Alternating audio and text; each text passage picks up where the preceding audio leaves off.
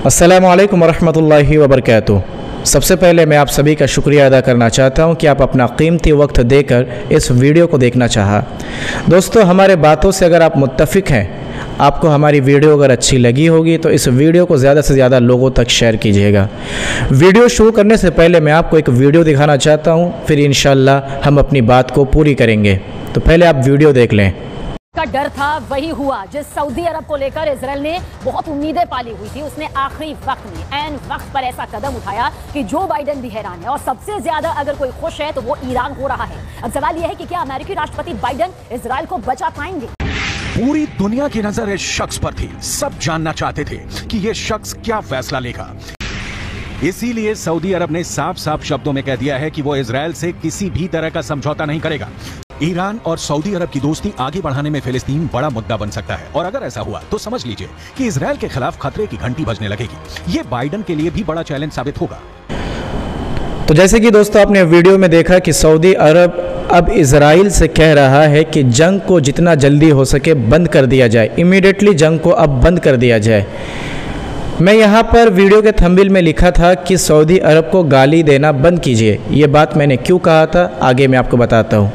सबसे पहले मैं बताना चाहता हूँ उन भाइयों को, उन लोगों को बताना चाहता हूँ जो सऊदी अरब को गाली देते हैं। ज़्यादातर हमारे भारत के मुसलमान हैं जो सऊदी अरब को बहुत ही बुरा भला कहते हैं। मैं उन तमाम भाइयों को कहना चाहता हूँ कि सऊदी अरब को बाद में आप बुरा भला कहिएगा, पहले आप इंडिया के मुसलमानों का हाल का जायज़ा लीजिए। अभी महाराष्ट्र में इलेक्शन चल रहा है। महाराष्ट्र के इलेक्शन में मैंने ऐसे लोगों को देखा है जिसने सऊदी अरब को बहुत बुरा कहा था। आज वही शख्स ऐसे पार्टी को सपोर्ट कर रहा है जो भारत के मुसलमानों का जीना हराम करके रखा है। माहौल ऐसा हो गया है कि मुसलमान का दुश्मन बनता जा रहा है। ऐसे पार्टी को सपोर्ट कर रहा है जो मुसलमानों का जीना हराम करके रखा है। तो सऊदी अरब को आप बाद में गाली दीजिए, पहले आप अपना ईमान का जायज़ा लीजिए, पहले आप अपने आप को सुधारिए।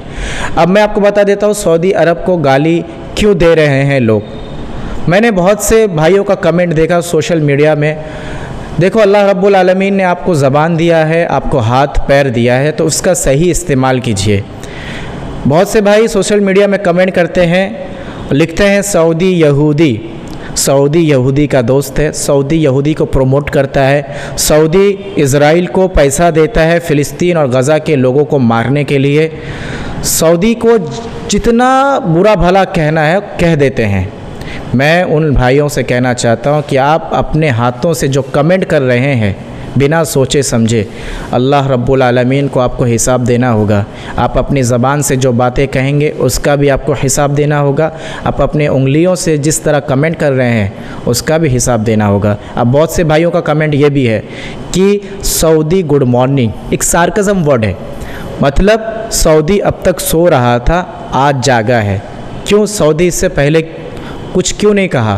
तो मैं उन भाइयों से कहना चाहता हूँ कि सऊदी अरब जब से फ़िलिस्तीन और गज़ा में इज़राइल जुल्म करता आ रहा है, सऊदी अरब कंटिन्यू मदद पहुँचाता जा रहा है गज़ा के लोगों तक, खाना, मेडिकल किट्स, और उसके बाद जो भी माल दौलत से जिस तरह सऊदी अरब की हैसियत है उस तरीके से वो मदद करता जा रहा है। अल्लाह रब्बुल आलमीन ने सऊदी अरब को माल दौलत से नवाजा है। सऊदी अरब के पास फ़ौज नहीं है, सऊदी अरब के पास टेक्नोलॉजी नहीं है, ना उसके पास आर्मी है, ना उसके पास टैंक है, जिसके वजह से सऊदी अरब जो है इस जंग में शरीक नहीं हो पा रहा है। मैं उन भाइयों को बताना चाहता हूँ कि हिंदुस्तान में जिस तरीके से राजनीति चलती है, आपको वो राजनीति समझ में नहीं आता है तो पूरे दुनिया की राजनीति आप कैसे समझेंगे। आप देखिए भारत में ऐसे लोग हैं जो 500 रुपये में अपना ईमान बेच देते हैं। मैंने ऐसे लोगों को देखा जो सऊदी अरब को बुरा भला कहते हैं। आज वो शख्स जो है ऐसे पार्टी को सपोर्ट कर रहा है जो भारत के मुसलमानों पर जुल्म करता जा रहा है। तो भाई पहले अपने ईमान का जायज़ा लें, फिर उसके बाद सऊदी अरब को बुरा भला कहिए। मैं आपको बता दूं सऊदी अरब चारों तरफ से घिरा हुआ है। सऊदी अरब बहुत ही मजबूर है। अल्लाह ने सऊदी अरब को जो है मक्का और मदीना के ज़रिए जो है बरकत नवाजा है। उस माल दौलत से सऊदी अरब के पास दौलत है, और नहीं तो सऊदी अरब के पास कुछ भी नहीं है। आप अगर देखें तो अल्लाह रब्बुल आलमीन ने मक्का और मदीना की बरकत से पूरे सऊदी अरब को जो है माल दौलत से नवाजा है। अब बहुत से भाई कहते हैं कि सऊदी अरब अय्याशी परस्त है, सऊदी अरब के जो लोग हैं वो अय्याश है। तो मेरे भाइयों, सऊदी अरब भी एक कंट्री है, वहाँ पे बहुत सारे लोग हैं, वहाँ पे सभी लोग एक जैसे नहीं हो सकते, कुछ लोग शैतान हैं तो कुछ लोग अच्छे हैं। तो आप सऊदी को जब गाली देते हैं तो ऐसे लोगों को गाली दीजिए जो अय्याश परस्त है, सभी को मत गाली दीजिए। सऊदी अरब को आप डायरेक्ट गाली देते हैं तो इसका मतलब होता है कि आपने सारे लोगों को तो गाली दिया है, सारे लोगों को। उसमें से ऐसे लोग हैं भाई जो रात की तहज्जुद की नमाज़ पढ़ते हैं, रात में तहज्जुद गुजार होते हैं वो, और उनका ईमान और हमारा ईमान का अगर जायज़ा लें तो ज़मीन और आसमान का फ़र्क है। और क़यामत के दिन जब इस दुनिया में ईमान ख़त्म हो जाएगा तो एक ही जगह पे ईमान बाकी रहेगा, वो है मस्जिद नबवी का, मदीना में जो लोग रहेंगे उनका ईमान। तो आप सऊदी अरब को जब गाली देते हैं तो आप थोड़ा सोच समझ कर बोलिएगा, क्योंकि आपके शब्दों की वजह से कहीं आप अल्लाह के पकड़ में ना आ जाए और आप जहन्नम में ना चले जाए, तो पूरे दुनिया की राजनीति आपको समझ में नहीं आएगी। तो मैं आपसे गुजारिश करता हूं कि भाई दुनिया का जो राजनीति अभी चल रहा है, इस राजनीति में हर कोई फंसा हुआ है,